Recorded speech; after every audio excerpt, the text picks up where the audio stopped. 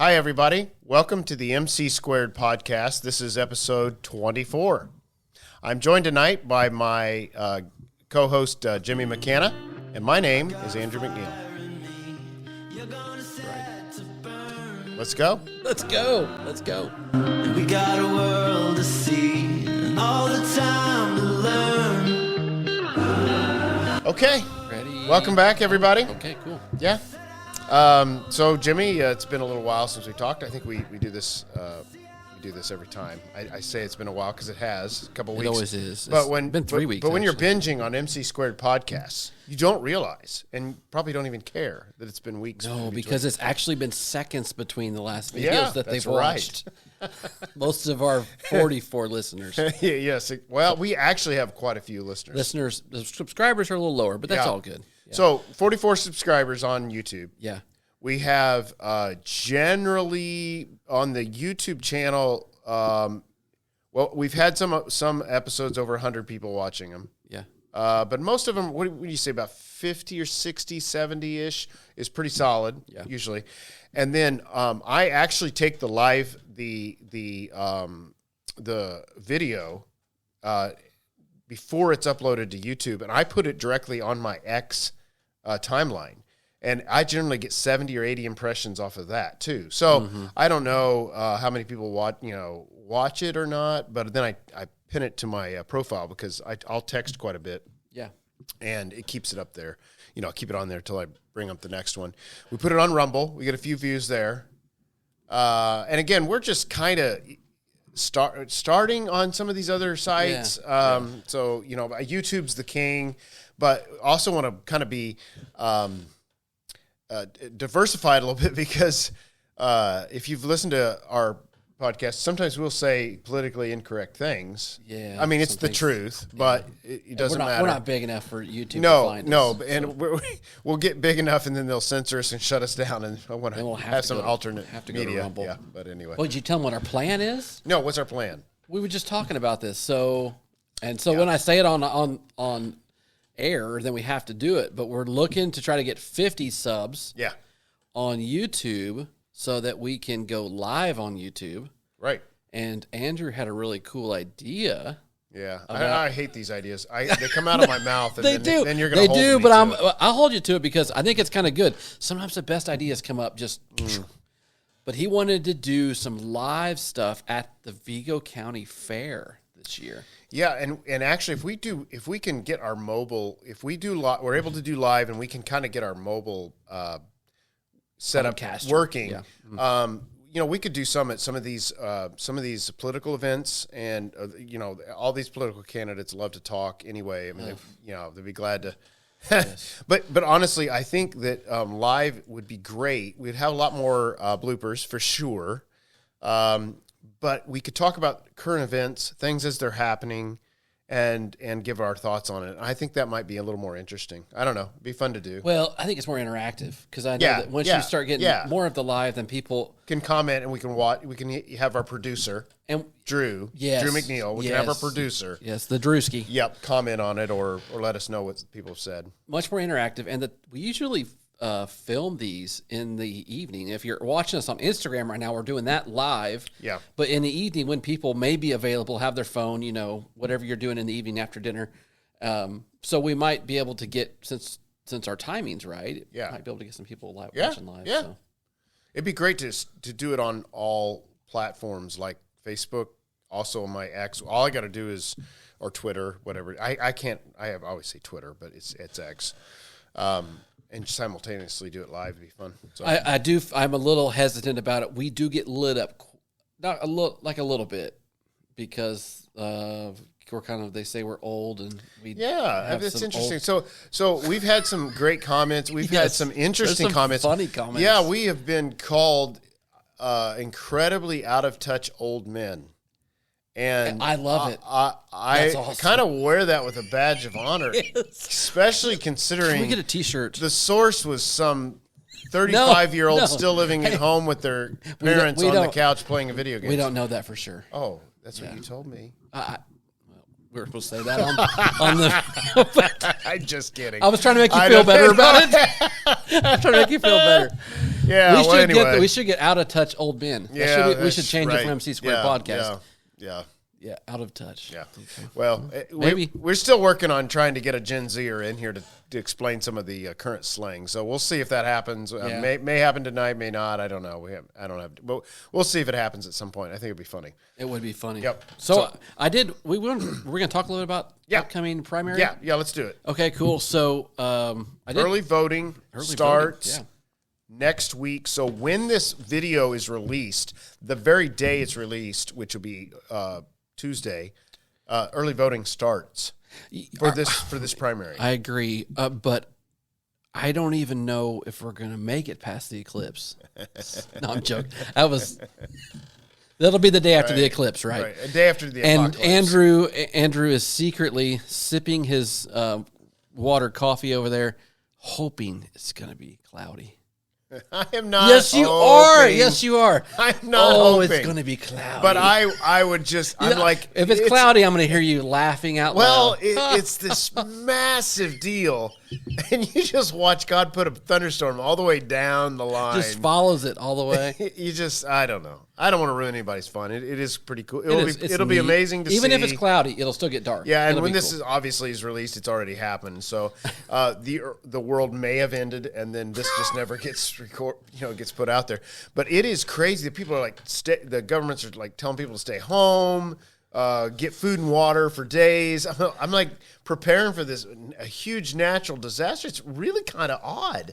Why do you think they're doing that? I don't. Are they building up a hype, or because this can't possibly be? We have had eclipses for since the beginning of the world. Is this the first eclipse since the big C word? COVID? Yeah. So they found out that they can use things to get reactions out of us, right, and play us in ways that they love. Well, all they got to tell us is that to stay safe from the eclipse, you got to wear a mask, and you'll see people slapping them. Well, they're getting, and I totally get the whole eye protection thing, but man, they're getting hot and heavy on that again. Well, no, the eye protection. Oh, the eye protection. The eclipse. I'm like, for COVID. Masks? Are you serious? No, we stopped doing masks. We're just doing eye protection now. Yeah. We'd be okay. I sold quite a few glasses, so. Well, that's okay then. If you're as long as you get yours. I support this message. As long as you get yours. I support this message. Get your like whatever. By the time you're listening to this, you won't be able to get it anyway. No. They're going to be laying on the streets like Tootsie Rolls after a parade. Yes. So. Yeah, but it's great. No, not now. Yeah, it's pretty exciting. Did I ever tell you the story of my wife's family when they had an eclipse that they were to get up and see in the middle of the night? You ever hear this story? Oh my gosh. Oh, it's a great story. So I'll tell this one just because. So it was. My wife was in high school, so this is a long time ago. I don't want to tell you how long ago. That was a very long time ago. And anyway, we're the same age, so that's not very nice. Anyway, so they all got up at like 2 or 3 in the morning, and they all go out, and they're like amazed because they're watching the moon, disappear. Lunar eclipse. Yeah, it's a lunar eclipse in the middle of the night. And they're super excited, and they're watching, and they notice after a while, nothing's really changing. It's kind of weird. So they go to bed. They thought that was pretty cool. They got to see it. And the next night, somebody happens to just kind of look out the window, and the same thing is there. And they all got out and stared at a street lamp. Seriously, they thought it was a moon.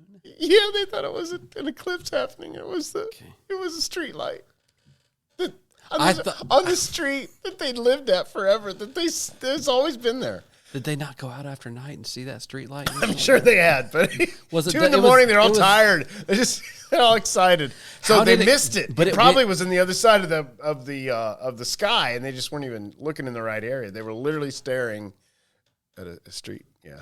Anyway, so be careful. Make sure that you're actually staring in the right direction. So. Yeah, it's not a street light. I thought you were going to say they got up at 2 o'clock in the morning for a solar eclipse. No, that would have been. That would have been really funny to trick your kids to do that. Hey guys, we're going to get up at 2 o'clock in the morning and tell them it's like noon. Yes. This is how dark it gets at noon. It's noon. Go back to bed. Oh, okay. Yeah. Anyway. Yeah. All right. Early voting is going to be open on Tuesday. Yeah. Let's. Okay. What do you want to talk about? Because we obviously have a presidential primary coming up first Tuesday in May here in Indiana. The only person that's going to be on the ballot or should be on the ballot is Donald Trump. He's already won. He's already won. I mean, it's over, and so there's not a lot of drama with that. Won.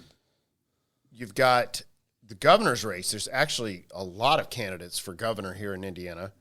The leading, by all indications, the leader of that field is Mike Braun, who is currently U.S. Senator. Jim Banks, who is a congressman, is running for U.S. Senate to replace Mike Braun. He is also unopposed he's unopposed on the ballot. Very conservative guy. Mike Braun is, I think, far and away is leading. Like, I don't think it's close. But according to the polls, and who knows if you can trust those all that much. Yeah. But Suzanne Crouch is coming in a distant second. And then all of the other guys, all of them are just kind of bunched in there around anywhere between 6-7% and less. Yeah, and, Curtis Hill, he was a so AG, Curtis Hill right? is an interesting story because of all the candidates the closest to my views and my politics, the closest to conservative values is Curtis Hill, without a doubt. And when he won election as the state attorney general, he was the number one vote getter in the history of Indiana. My goodness. Huge support. He had a scandal probably 3 years into his first term, and the politicians smelled blood in the water, and he was replaced at a convention, not at the ballot box, but he was replaced at a convention by the Republican Party. Todd Rokita took over, and Todd Rokita ran and successfully won. Todd Rokita is up this time, and he won't be on the primary ballot, but he will be at the convention that we hope to go to in June.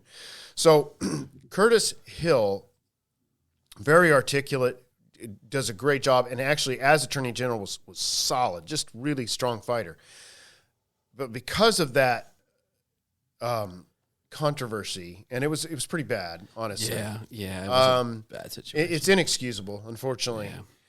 His stock has dropped precipitously, and it is just a huge uphill battle, and it's very disappointing because I would love for him he would have been a great candidate. But anyway, that's the only name. Curtis Hill, I recognize Suzanne Crouch. And obviously Mike Braun, but there's what is that? 6 Republicans running and 1 Democrat. Yeah. And Jennifer McCormick is running on the Democrat side. She's an absolute train wreck. She is a complete communist within the education realm, and was once a Republican. And I'm not parsing words with her at all. There are people in the education world that are Republicans that like her because she's, quote, education, and that drives me nuts because her views are just completely left-wing, radical. It's really totally would be an absolute disaster for her to become governor. So well, what else we have? Oh, locally. Well, let's go. Let's pop down to the congressional race. In the 8th district, we have Congressman Larry Bucshon, who's been congressman for I think it's like 8 terms. That could be wrong. I mean, it's been a long time. 8 terms. That's probably it's probably been close. I don't know. Anyway, he's been congressman for since 2010, I think. So not that many terms. Anyway. He resigned or didn't resign, but he announced that he would not be running for re-election right around Christmas time. So these candidates have had almost no real time to run for this seat, and there are a ton of them. And I think it was kind of a huge disadvantage because when I ran for Congress in this district, obviously I was not well known. I was a no name. Even after running, I'm still But anyway, because the podcast, you have a name now. Yeah. Oh, there we go. Mm-hmm. I started running in October of the year before the primary. So I started running in October, and honestly, could have been running even earlier. Yeah. So these folks haven't even gotten off the ground till like February, and already we're now voting. So it's a really, really short, tight window. I've got a sign for one up today, but most of them don't have signs out. I mean, it's just a huge. It's 21 counties in this district, and so it's just a bear. So we've got. I think Hostetler is running. He's got name recognition. He was the congressman before. Yeah. But do you remember him? John Hostetler. Yeah. Yeah. You and I would remember him. None of the new voters remember him. It's been a very long time since he was congressman. And he's more south. I mean, this is from Evansville, this district County, is essentially what Vigo straight down the. Yeah. So we got Vermilion. I think there is Vermilion too. Fountain County. Oh. All the way down. All the way down to Evansville. Yeah. So I think Hostetler, I think Mark Messmer, who is the whip in the state Senate. Mm-hmm. He's a state senator down from Jasper area. And I think that Christy Risk, who's run, this is now her third time running. I think she's got some name recognition. Yeah. Mark Messmer's got a solid area, and I think John Hostetler's got solid somewhat name recognition. I think those are the three, honestly. Among all the other ones that are running, I don't see that anyone else is going to have much of a shot. This Richard Moss, he runs for all the time, right? So Richard Moss, there's flyers shown at my place all the time. But he's not. So he's a doctor. He's in the same area that Messmer is in. He's from Jasper. He's a doctor down there. He did run in the 9th district in Bloomington's congressional district a couple years ago. He moved across the line to be able to do it, and then because you can run for Congress, people don't know this. You can run for any district you want and not live there. You just have to move there if you win. It's totally true. Yeah, there's the residency requirements. Permanent residence, or you have to get a permanent residence within certain. The law is really crazy. So that's what happened with Trey Hollingsworth in the 9th district several years ago. He's from Tennessee, or down south there. He figured out there was an opening in that district, and they're millionaires. He went and basically bought himself a congressional district and then moved there. And he was actually a great congressman. So, I mean, I'm like, but then he was really good. So they're like, well, okay, but he went and basically bought himself one. Yeah. So we're going to have to take a break, and we will be right back. That's right. All right, welcome back. Yeah, welcome back, everybody. And don't welcome back if you've been watching live, because we're shooting live on Instagram. True. And you got all those cool outtakes and the things that we said. I don't think we told people we were shooting live on Instagram in the show, but obviously you can't go there now. But we normally record, and you'll never know unless you're following us on Instagram. Yes. What is our Instagram? It is mc2.podcast. Okay. mc2.podcast. Okay. Yeah. Yeah, so go to our Instagram channel. Follow us there. I think we're going to do this live every one now. So we usually do them on Thursday evenings. And then video. If you want to go to X, you can also follow me. And I'm going to start. I'm not this week. I'll post the video, but I will. I'm going to do it live next time we do it. We should. I'll get my stand. And so my handle is at Andrew T. McNeil 73. What's the T stand for? My middle name. Okay. My middle name. It stands for my middle name. It's an initial. It stands Andrew the McNeil. Yeah, that would be great. That would be awesome. Yeah, but that's not it. We should. No, do you know what my middle initial is? My middle name is? Know. Yeah. You do, don't you? Because I had to put it on a candidate thing. Yes, you did. Yeah, I know it. Yeah. What do you think of that name? I love it. What? I love it. Really? Yeah. There was a character in. It's Tobias. Toby. It's not Toby. It's Tobias. I think it's nice. I've never liked it. I know. I think it's nice that you have it. Why is I don't that? think I would like to have it, but I think it's nice that you have it. That's right. There we go. So again, go to X or Twitter or whatever. It's at Andrew T. McNeil 73. I've got 2,200 followers. I send stuff every once in a while. I do a lot of retweeting. So I mean, not a ton, but I do. You know. Yeah, I got so you know what I'm saying. But on this, comment we'll do live. when you retweet. Do you comment? I do like, sometimes. I do a quote like, "Oh my gosh, look at this" or whatever, and then that's not bad. At least no, you're like, I don't just retweet. Yeah, that'd be annoying. But if you're familiar with X at all, it's just a constant stream, so it's not like that ever clogs up your timeline. Anyway, okay. All right, on to. So what are we going to talk about now? I thought we were talking about. We were just discussing some kind of CO2 being buried. Yeah, I know. I don't know enough about it. I know a lot of good people are super upset about it. Not as much concerned about environment as it is, I think, ruining, drinking water or being I don't know. I put CO2 in my. I like bubbly water. Yeah, I know. I like carbonated water. Is it CO2 or is it just a carbon recycling place or something? I don't know. Yeah. Anyway. So, I have a little. There is something because of what I do in respiratory therapy. I do talk a little about earth science when we're discussing like how the body breathes and stuff.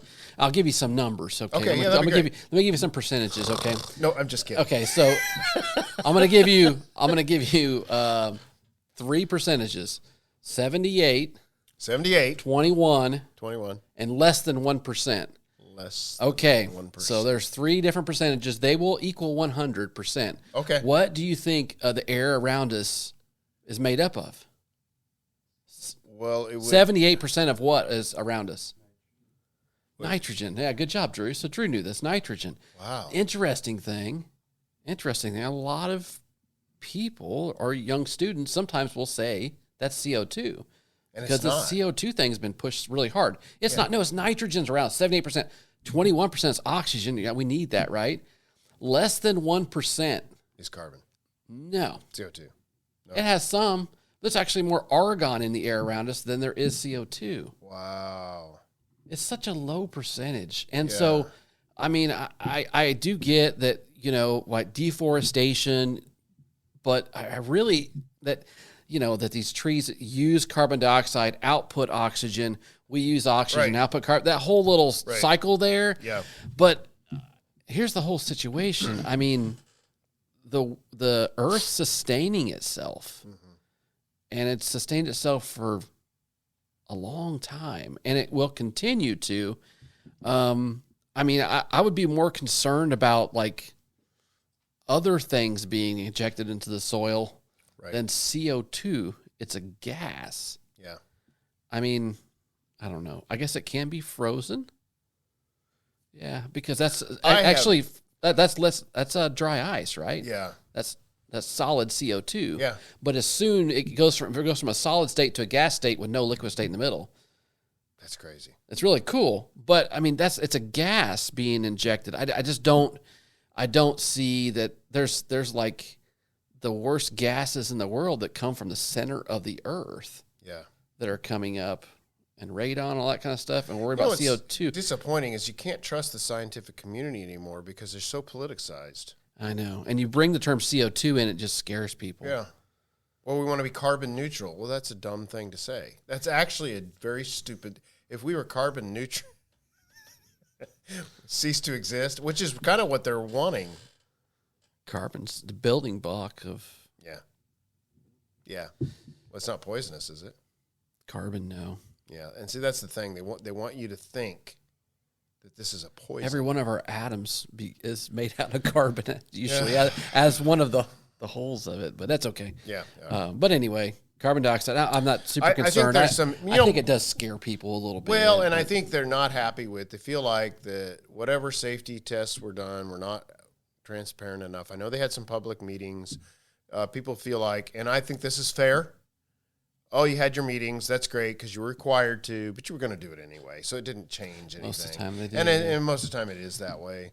Maybe we should have somebody on that's an expert about it. We could have somebody if people are more interested in it. Yeah, I mean, the thing is with carbon dioxide, it's gone as fast as it's here. So, I mean, it's not like... I don't think we're going to bring out a measurement and see it changes in Terre Haute, Indiana. Radioactive waste, that would be a different story because a lot of that stuff doesn't go away for 1,000 years. Where are they doing this again? It's in West Terre Haute. Oh, well. Okay. like I said during the break, okay, spend some time in the river bottom. There's enough old rusty rims and tires that you could build I don't know, you could build a whole playground out of that stuff if you tore those tires up. Yeah. Check out the river bottoms, man. I mean, I think the best thing to do would probably be to get teams together and clean up the river bottoms.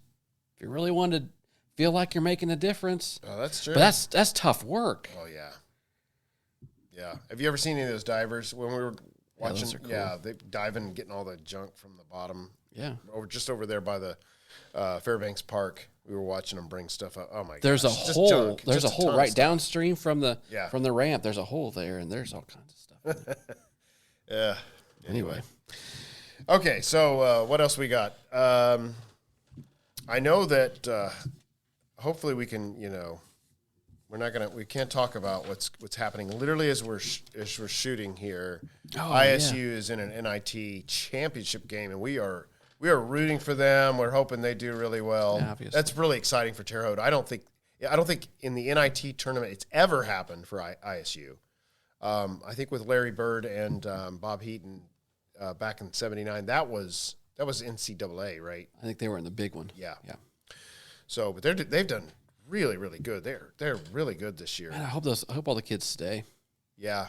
Well, that's I had a conversation with a pastor friend of mine, and he wanted us to maybe talk about that the transfer portal and these guys getting money in college, and I'm like, well, you're going to have somebody on here that knows what they're talking about. So I know that sometimes it sounds like I don't have a clue what I'm talking about.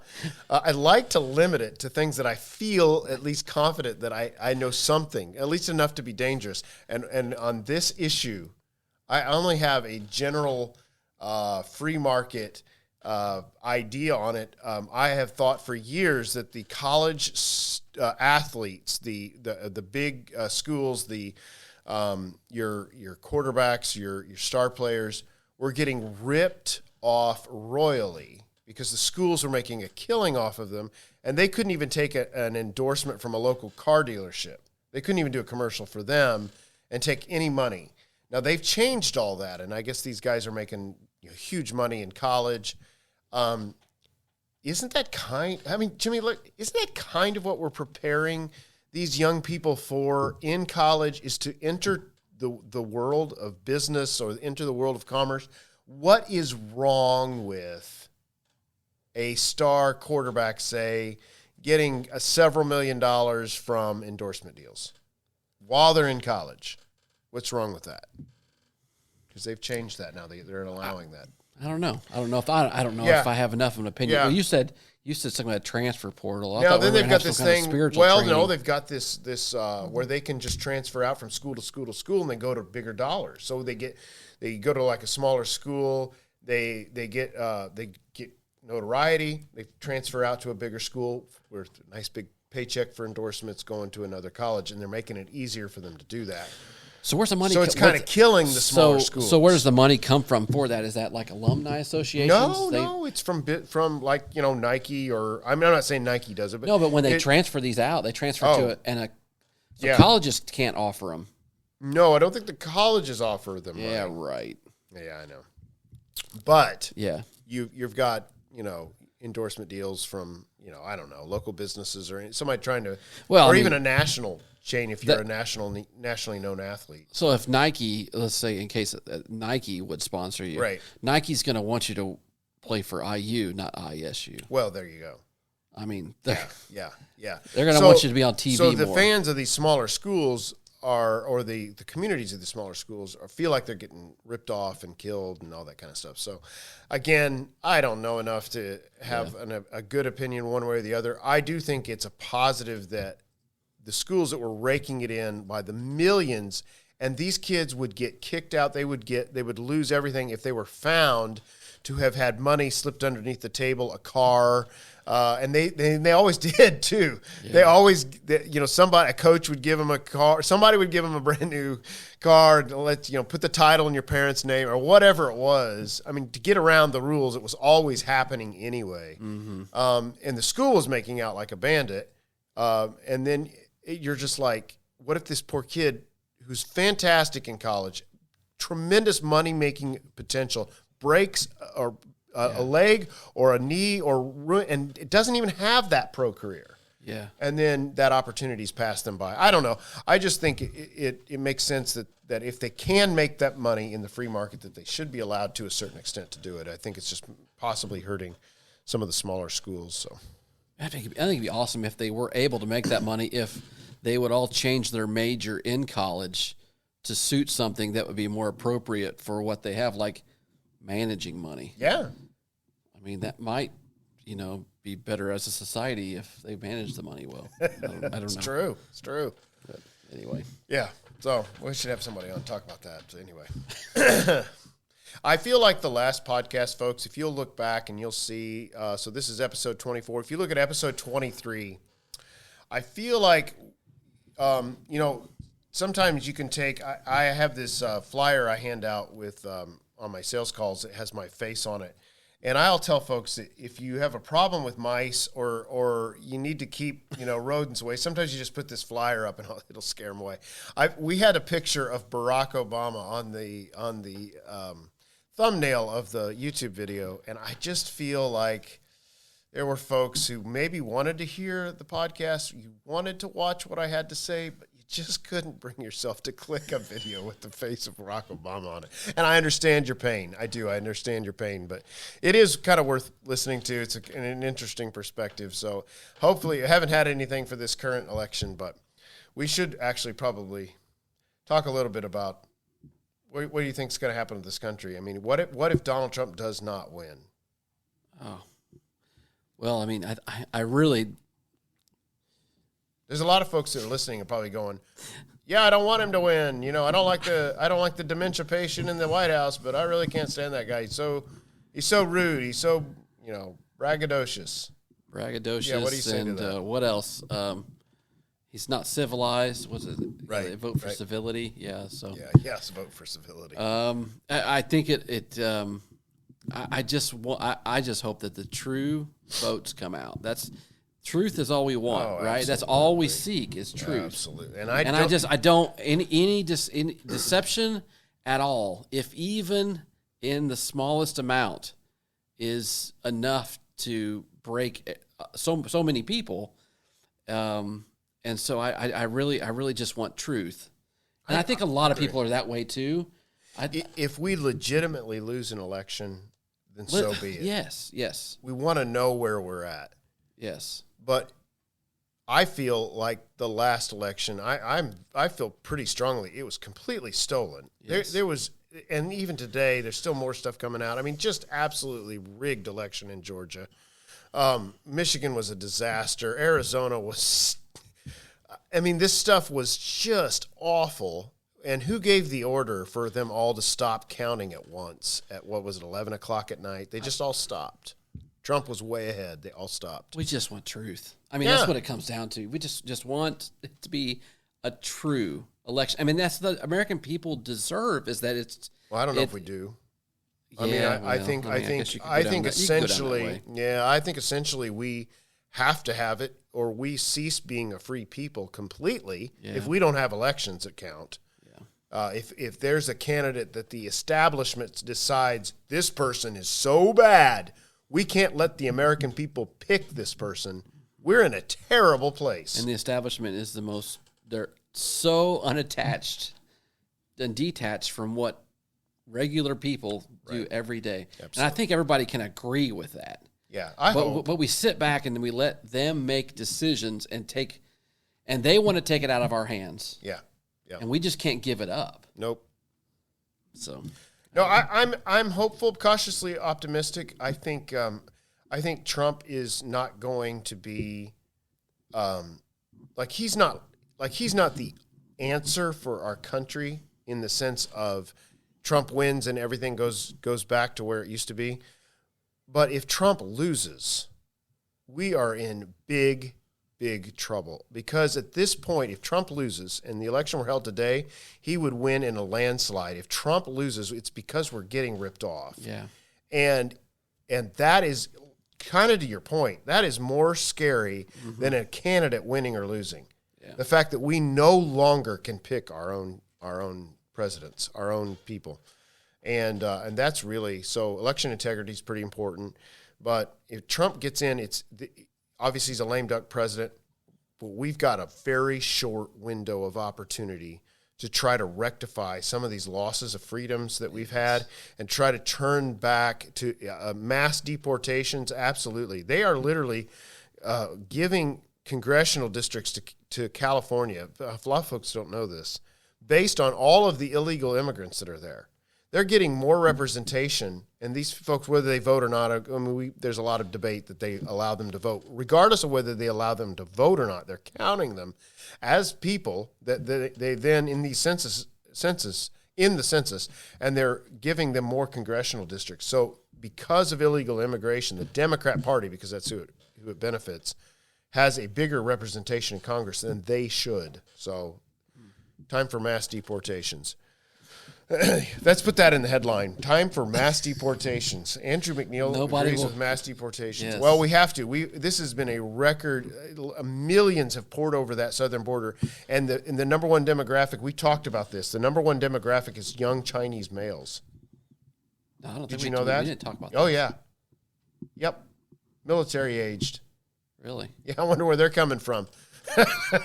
We don't know what's going on over that southern border. And folks said, "Oh, it's racist." No, it's called national security. So, anyway, all right, welcome back, folks. We've got our last segment here, and so me and Andrea are going to be delegates again to the convention. And I only say this because you do have to run for it in the primary. We're all on the ballot, but we're unopposed. So, hopefully, as long as I vote for myself, we should be good.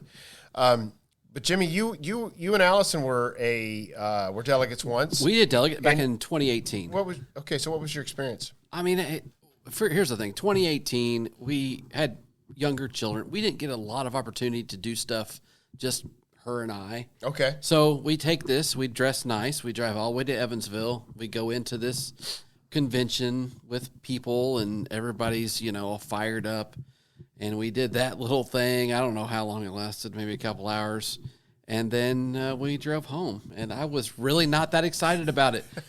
I mean, I don't know if there were really some I guess the best thing to do, it's a 2-day thing usually. Usually you stay the night before, and all of the candidates are there. Sit around and talk to those people? Why? You're such a normal person, Jimmy. I walked What's wrong got with some you? Swag from some things. I remember there was some Trump stuff around then. Who were you voting for? Who were the candidate? What was the big deal? Was there any big deal? No. We had some. There was somebody was running. I can't remember who it was, but there was somebody that we're voting for. But it was like it was enough of a yay from one side that it was like, okay, that person got in. So you didn't actually vote? There was no voting. No, it was all. You didn't do an actual ballot? No. Okay, we did the whole thing where they do the call. Or so maybe they were unopposed?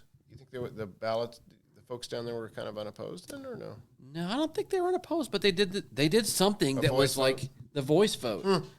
Okay. And I remember being like, okay, who do we vote for? Because I don't know, these jokers. So you were all dressed up, and it just. And I kind of felt like it was a really big deal until I got there, and I was like, I don't know, but that's just me. Well, it's a 2-day event, so the night before is when you get to mill around and get lots of free food because the candidates provide tons of food, and you mill around and you shake people's hand, but mostly you see the food is amazing, and then I like politics, I like the political world, so. You catch up with friends down in the Evansville area. I'm really looking forward to that this time. We did that again last time. You see people from the different counties, and it's just a blast. I enjoy doing it. And then if there's any controversy at all, it's kind of fun. If it's not, I could imagine that it'd be kind of boring the next day when you do the voting. But we had like 3 candidates running for state treasurer this last time, and it went on to I think the 3rd ballot. I mean, it was tight, and the guy who won was like, I don't know, 4 votes, 6 votes at the most. Yeah, so it was super, super tight, and it was just a lot of fun. We enjoy it, so looking forward to it. So explain real quick though, so people know what are you when you go to a convention for your party, what are you voting on? This is different than the voting that we do in the ballots. Well, yeah, it takes the place of it. It's kind of weird because we have a primary in May, and that picks the slate of candidates for the Republican Party and Democrat Party. There are certain candidates that the party pulls away from that process, and they pick them at the convention, so that they. I don't know why, but it's in the old days they didn't have primaries. It was all done at the convention. You would pick your governor, all of it. So the governor's decided in the primary, but the lieutenant governor, like the vice governor or whatever, that person is picked at the convention. And that's going to be the kind of controversy this year because Micah Beckwith is running for it, and nobody ever runs for it. Usually the governor, whoever wins the primary, just kind of says, hey, this person is running for, but it's who they pick. It's basically they get to pick their own, which is fine. In the presidential, that's what they do. They pick their own VP. But in this one, Micah Beckwith is like, hey, first of all, we need to make sure we have a conservative who's balancing out whoever becomes the governor. But second of all, this is how constitutionally you say you want it run, that it's anybody can run. So either change the rules or I'm running. So he's been doing a pretty active campaign. He's a pastor up in the Indianapolis area. He's very well known, very conservative. Heard him speak, really liked him. So he's officially running, which is very unheard of. It's like the whole establishment's all like kind of. So we expect maybe Mike Braun will win, but whoever wins is going to then probably bring their own person. And so then you're going to have Micah Beckwith against whoever the governor, the party's choice, wants. So it's going to be interesting to see how that shapes up. I do like that. I always think a balance is always really good. Yeah. Any way you look at it, and I think it's good to have a balance. The laws of leadership tell you to surround yourself by people who, think like you and whatnot. But in some ways, you should be unified by mission. But you want folks in your inner circle who, even though they think the best of you, will tell you what you don't want to hear and also cover your blind spots. But the problem is a lot of people get that mixed up, and they pick people who are men and women that are going to be around them and are actually subservient to them. Absolutely. And that's a kill recipe a leader for disaster. really quick. So I love this because this is somebody who's not been my chum since I've been in high school. Yeah. That's really a good point. You should contact his campaign and work for him. That's excellent. That's really good. Yeah. I agree with you. Yeah. Well, it's the same reason why I said if I ever would get elected to an office in Vigo County or Terre Haute, you'd pick a Democrat. Yeah, to be my second man. Yeah. I know might sound crazy, but I think you have to have a balance. I think accountability is always a good thing. Absolutely. I have a couple people that I work with that have different opinions than I do on the projects that I work on. Yeah. And initially, it is a bit challenging. It's like, ooh, this isn't going to work. What are they nuts? What are they thinking, right? What are they thinking? This isn't going to work. But if you sit back for a second and think, that makes me better. Yeah. That makes that makes the plan so much better. Right. When you have two different sides to it. Right. I think we're running on one-sided plans in this country, obviously, with the current false administration that's going on. So it's a one-sided deal. You have to have a balance. You have to have, even if you don't agree with it, you still have to have it there. Yeah. I don't know. I think that's great because it's easier said than done, and it's difficult when it's you, especially if you've got a something that's very close to a project that's very close to your heart. It's very difficult to do that. But if you think about it, someone else coming in with a different perspective, if they still have the heart for the goal, because that's key. Key goal. Yeah. I mean, I think some of what's going on in politics is the goal of the Marxist wing of the Democrat Party is to destroy America as we know it. So we don't have anything in common. I mean, there's no middle ground there. But if you've got someone on the other side of the aisle that wants the best for America, and you have someone on our side of the aisle that wants the best for America, if we're seeing it from two different perspectives, you're right. It's not a bad thing. if we come at it and we go, listen, we believe in free markets, and they're saying, yeah, but we need to take care of the poor. Okay, well, let's find free market ways that we can do that. We're not throwing government, but it doesn't work that way. That's not, compassion, but we need to listen to each other. That is thrown out the window anymore, because what's actually happening is an overloading of the system. They're trying to destroy America. That's really where we are at. And folks will say, "Oh no, you're trying to, radicalize the other side. You're using terms but it is the reality of the truth right now. That we're not dealing in the 1960s politics. We are dealing with absolute radicals who hate how America was founded. They hate everything about America up to this point, and they want to remake us radically, and they'll steal elections to do it. So we are in an actually pretty scary time. The common goal thing is so key. We have to have the common goal. You saying that over and over is so important if you're going to have those different views. But the end goal has to be common. And think about a church. Okay, so we all have a common goal. If in a body of believers in a church in the church, we should have the same goal. Whatever it is, it's to further God's kingdom. It's to win souls. It's to feed the people. Whatever it is. So, but everybody's different. We all have different callings, with different personalities, different perspectives, different life experiences. So we even see things through a different filter. We all need each other. Absolutely. And even if we don't see eye to eye on how someone's going about it, and this is so easy for me to do, it's easy for a lot of folks to do. If you've got a calling in a certain area, that becomes, and I'm guilty of this as anybody else, it becomes the most important thing. Yes.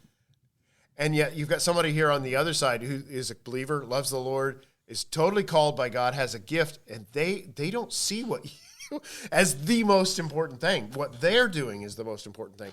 And I think it's kind of what Paul talked about. Listen, if everybody's in the body, you're all different. Quit saying you don't need so-and-so. Quit saying you don't need this, You all need each other, and working together. Sometimes what you think isn't worth anything is actually worth quite a lot. I think you win exponentially when you start adding different people in. Absolutely. In those cases. And I just think it's the way we were built. And I think from the model of what was set up in the church, honestly, that really needs to be modeled across the earth. Yeah.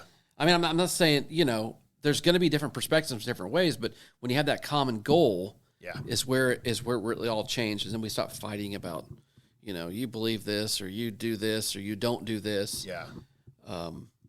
Maybe that's why we've struggled so long. Yeah. On meeting those commissions that Jesus has laid out for us. Yeah. I think it could be so. Yeah. Well, folks, we've really enjoyed getting to spend this time with you, and especially if you've watched us live on Instagram, you've seen a lot of the behind the scenes, and we apologize for that. A lot of ridiculousness. Awesome. Actually, that was awesome. So we've had a good time as always. Interesting conversation. And look forward to meeting with you guys next time. Post-eclipse. Yeah, post-eclipse, and hopefully post-ISU championship. Yes, that'd be cool. We're rooting for ISU. So if you want to get a hold of us, again, sending us an email. What's the best way? The MC Squared Podcast at gmail.com. The MC Squared Podcast, gmail.com. Also, Instagram. Yep. You can message through there. The Instagram is MC Squared .podcast, mcsquared.podcast. Follow us, and then if you turn on your notification, or even if you don't, I think you'll still get a ding when we go live. Go live, and then Andrew's X. We're going to do that live next time too. Yeah, absolutely. And so you're going to catch us saying a lot of things that we probably shouldn't say, but that's okay. Yeah, absolutely. So okay, we're real. Thanks, everybody. See ya. I got a fire in me, you're gonna set to burn.